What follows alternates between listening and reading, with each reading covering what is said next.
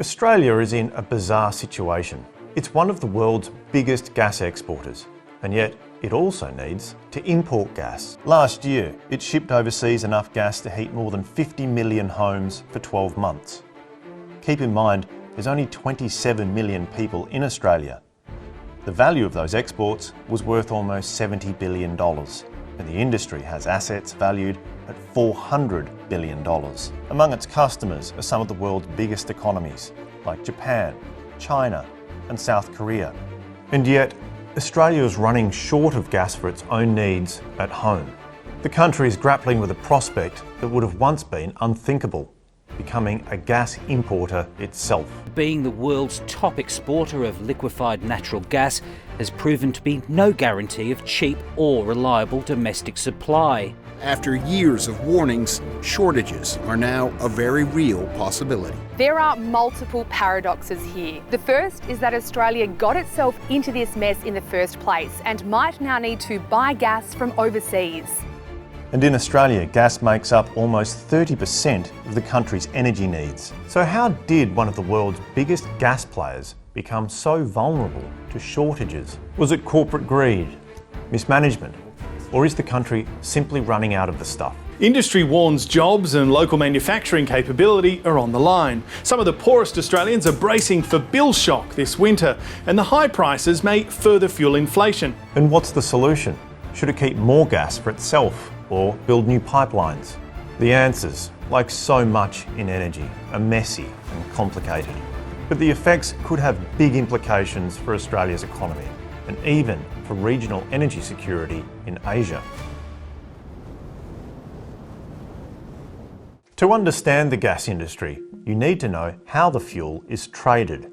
Natural gas can be transported either in its gaseous form, typically in pipelines, or in liquid form, liquefied natural gas, or LNG. Turning natural gas or methane into liquid is an intensive process all on its own. It involves chilling the gas to minus 160 degrees Celsius, compressing it to around 1/600th of its size, and putting it on a special type of ship. And it's in the LNG industry where Australia has become such a major player. The country entered the race when energy-poor Japan became the foundation customer in the 1980s, eager to feed the insatiable demand for power from its dazzling cities. Since then, Australia has risen to become one of the world's biggest LNG exporters, behind only Qatar, sometimes ahead of the US, and well ahead of Russia. Even after all these years, Japan is still the #1 destination for Australian LNG.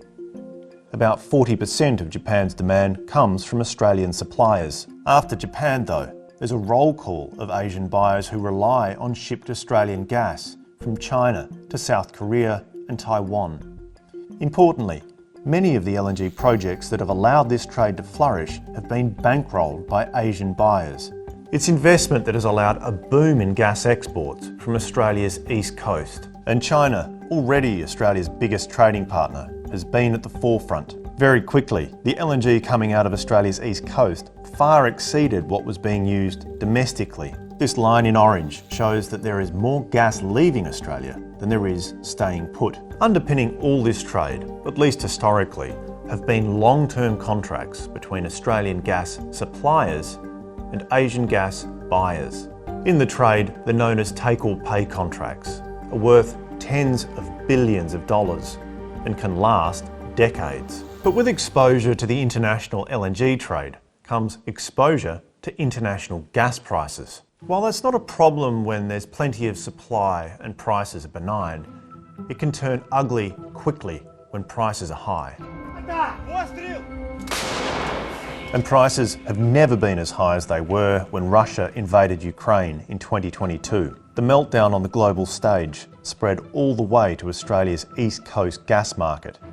Prices went through the roof after Russian tanks went across the border in February, sending most domestic gas buyers scrambling, forcing some businesses to the wall and sparking an intervention from the federal government. But because most of the gas exported by Australia is tied up in long-term contracts with huge Asian buyers, few extra supplies were committed to the local market. Relief was ultimately limited and only really came when the heat had come out of the international market anyway. Historically, almost all of the demand for gas on the east coast was focused on the southern states, none more so than Victoria. That wasn't a problem when Victoria could supply all of its own needs, and then some. The discovery of gas off the Victorian coast in the 1960s was the catalyst for much of the state's industry and many of the jobs that came with it. From food and textile processors to brick makers and aluminium smelters, businesses flocked to Victoria on the promise of cheap gas. Even today, Victorian households use far more gas on average than those in any other state in the country. This orange line shows the use by residents in Victoria, far outstripping use in Queensland, South Australia and Tasmania. And that demand is particularly high in winter. Cold weather means gas is used heavily for heating and for electricity generation because wind and solar output tend to be lower. But the problem is, Victorian gas supply is falling fast. Production off Victoria is tailing away. According to projections from the Australian energy market operator, capacity at the main plant that services Victoria and the southern states will halve by 2028 and be gone almost entirely within a decade.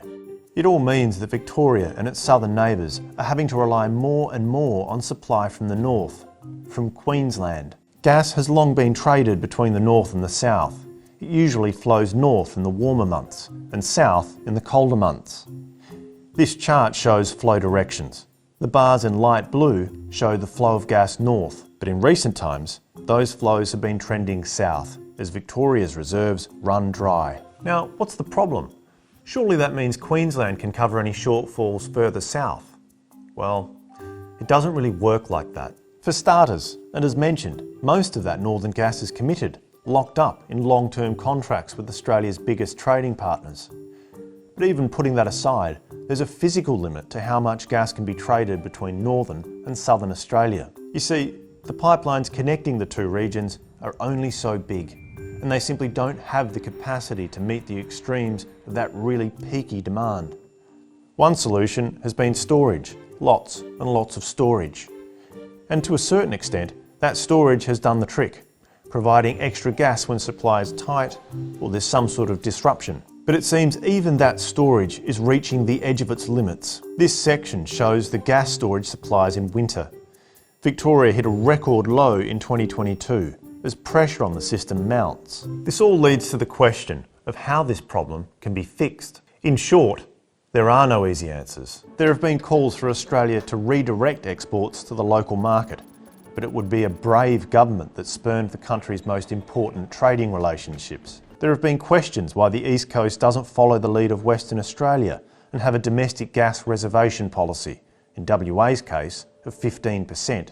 The gas beneath the surface of this earth belongs to Western Australians. But the time to have put a reservation in place was before the gas projects were built, as happened in Western Australia. And on that front, successive governments at a state and federal level, from both sides of politics, actively decided not to put a reservation policy in place. Gas giants 3, Australian Prime Ministers 0. Malcolm Turnbull, Scott Morrison and Anthony Albanese have each tried to bring the gas exporters to heel, using everything from a big stick to price ceilings. Nothing has worked. Belatedly, there have been calls from the Conservative side of Australian politics to do something about it, but their proposed reservation policy of sorts depends on whether they can win power. That is by no means certain, and even then it would face significant obstacles, such as a backlash from industry, questions about its legality, and the time it would take to bring down prices. There have been demands that Australia drill for more gas supplies. No gas terminal! But the country is committed to stamping out fossil fuels and reaching net zero by 2050. And it takes time to bring on new supplies. There have been suggestions that Australia expand the pipeline network to bring more gas south. But what investor is going to spend billions of dollars on an asset that may become stranded in a few years' time? And, of course, there have been arguments that demand for gas is falling faster than supply, so there's really nothing much to worry about. The jury is still out on that one. And while some uses for gas can be replaced easily enough, home heating and cooking, for example, it can be diabolically hard for others.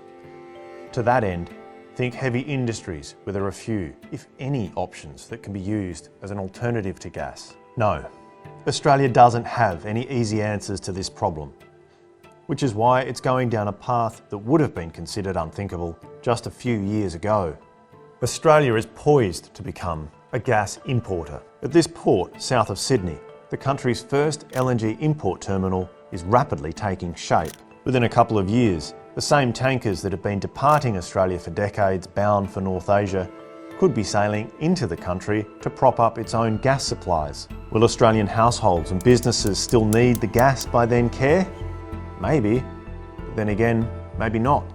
In the eyes of many, and seemingly in the eyes of the markets, LNG imports are the least worst option Australia has.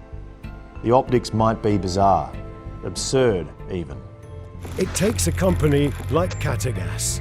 And yes, there is the possibility that Australia could end up buying LNG cargoes from countries its gas producers directly compete with. But like so much to do with this energy transition, the path ahead will be bumpy, and almost nothing will be as easy as you'd think.